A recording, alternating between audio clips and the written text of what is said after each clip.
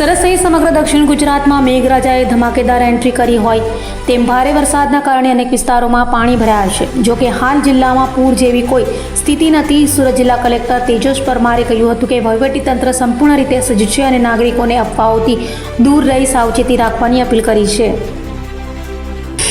સુરત સહિત સમગ્ર દક્ષિણ ગુજરાતમાં છેલ્લા 2-3 દિવસથી વરસાદ વરસી રહ્યો છે. અનેક વિસ્તારોમાં વરસાદી પાણી ભરાવાની સ્થિતિ સર્જાતી, પરંતુ સંબંધિત વિભાગોએ સમયસર કામગીરી કરીને મોટાભાગના સ્થળોએ પાણીનો નિકાલ કર્યો છે.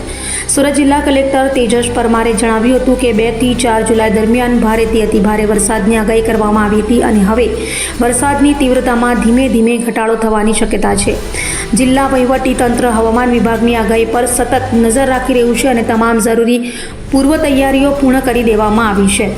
આજે સુરત જિલ્લામાં સરેરાશ 17.92 મિલીમીટર વરસાદ નોંધાયો છે, જ્યારે ચાલુ ચોમાસામાં સરેરાશ વરસાદ 228 મિલીમીટર સુધી પહોંચ્યો છે. સૌથી વધુ વરસાદ અંબિકા તાલુકામાં 389 મિલીમીટર, પલસાણામાં 362, મહુવામાં 352, બારડોલીમાં 309 અને ઉમરપાડામાં 298 મિલીમીટર નોંધાયો છે. જિલ્લાની તમામ નદીઓ, ડેમો અને જળાશયો હાલ ભયજનક સપાટીથી નીચે છે અને પૂર જેવી કોઈ સ્થિતિ નથી. તેમ છતાં દરેક જળાશય અને નદી પર સતત નજર રાખવામાં આવી રહી છે. મહુવા તાલુકાના 2 ગ્રામ્ય માર્ગો પર પાણી ફરી વળતા વાહન વ્યવહાર અસ્થાયી રીતે બંધ કરવામાં આવ્યું છે અને વૈકલ્પિક માર્ગોની વ્યવસ્થા કરવામાં આવી છે. પાણી ઉતરતા જ માર્ગો ફરી શરૂ કરવામાં આવશે. જિલ્લામાં 24 કલાક ઇમરજન્સી ઓપરેશન સેન્ટર કાર્યરત છે. ઓલપાડ ખાતે NDRF અને માંગરોળ ખાતે SDRFની ટીમ તૈનાત રાખવામાં આવી છે. ફાયર વિભાગો અને બચાવ દળોને પણ સંપૂર્ણ સજ્જ રાખવામાં આવ્યા છે. વહીવટીતંત્રે નાગરિકોને ભારે વરસાદ દરમિયાન બિનજરૂરી મુસાફરી ટાળવા, નદી નાળા, કોઝવે અને પાણી ભરાયેલા રસ્તા પર ન કરવા તેમજ કોઈપણ ઇમરજન્સીમાં જિલ્લા કંટ્રોલ રૂમ અથવા સ્થાનિક તંત્રનો તાત્કાલિક સંપર્ક કરવા અપીલ કરી છે. સાથે જ અફવાઓથી દૂર રહી સત્તાવાર માહિતી પર જ વિશ્વાસ રાખવા પણ અનુરોધ કર્યો છે. નમસ્કાર, હું તેજસ પરમાર, કલેક્ટર સુરત. ભારતના હવામાન વિભાગ અમદાવાદ દ્વારા જાહેર કરવામાં આવેલી આગાહી અનુસાર જિલ્લામાં 2 તારીખથી 4 તારીખ સુધી ખૂબ જ ભારેથી અતિભારે વરસાદની સંભાવનાઓ વ્યક્ત કરવામાં આવી હતી. જેના અનુસંધાને અત્યારે આજની સ્થિતિએ જોઈએ તો ચોમાસામાં જિલ્લાનો કુલ સરેરાશ વરસાદ અત્યારે 228 મીમી નોંધાયો છે. જેમાં સૌથી વધારે વરસાદ અંબિકા તાલુકામાં 389 mm, પલસાણામાં 362 mm, મહુવામાં 352 mm, બારડોલીમાં 309 mm અને ઉમરપાડામાં 298 mm આ વરસાદ ચાલુ ચોમાસા દરમિયાન અત્યાર સુધી એટલે આજની 10 વાગ્યાની પરિસ્થિતિ મુજબ છે. છેલ્લા 24 કલાક અને 48 કલાકમાં જિલ્લાના કેટલાક તાલુકાઓમાં ભારે વરસાદ થયો છે. અત્યારે આમ જોવા જઈએ તો કોઈ ભયજનક સપાટી ઉપર કોઈ પણ આપણી નદી કે ડેમ કે જળાશય નથી અને હાલમાં કોઈ પૂર જેવી પરિસ્થિતિ પણ અત્યારે જિલ્લામાં કોઈ જગ્યાએ નથી.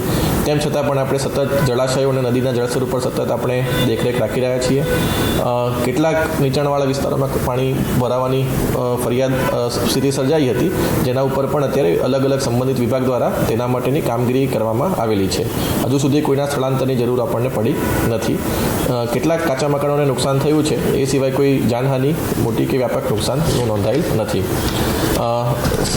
તૈયારીની વાત કરીએ તો જિલ્લા ઇમરજન્સી ઓપરેશન સેન્ટર આપણું 24/7 કાર્યરત છે.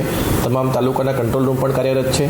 એ સિવાય સુરત મહાનગરપાલિકાનો ફાયર વિભાગ, કામરેજનું ERC સેન્ટર તેમજ તમામ નગરપાલિકાઓના ફાયર વિભાગ પણ બચાવ અને રાહતની કામગીરી માટે સંપૂર્ણ સુસજ્જ છે.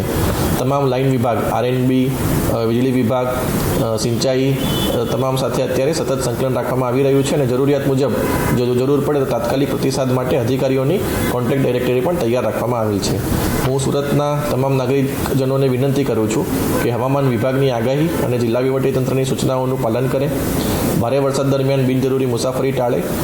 નદી, નાળા, કોઝવે અને પાણી ભરાયેલા માર્ગો પાર કરવાનો પ્રયત્ન ન કરે અને અફવાઓથી ખાસ કરીને દૂર રહે અને સત્તાવાર માહિતી પર જ વિશ્વાસ રાખે.